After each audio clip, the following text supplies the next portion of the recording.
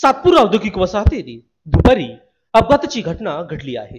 BSNL कार्याजवळ एका मालवाहू ट्रकने पिकअप गाडीला जोरदार धडक दिल्याने पिकअप गाडी भर रस्त्यात पलटी झाली आहे। यामुळे या मार्गावर काही काळ वाहतूक ठप्प झाली होती।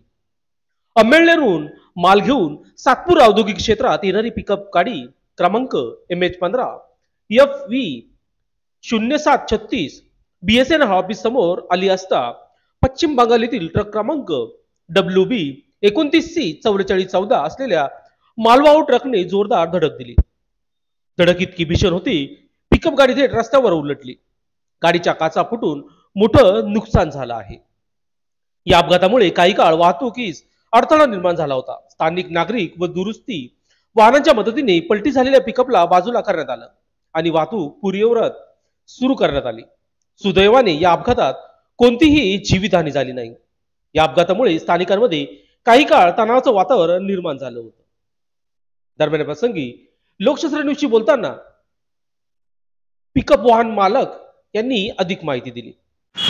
काय नाव आहे तुमचं? काय सांगणार तुम्ही? या ठिकाणी अपघात झाला आहे। असं झालं आहे काय, समोरून गाडी येणार होती, मी थोडासा फास्ट थोडासा स्लो जात होतो, त्याला हॉर्न मारला।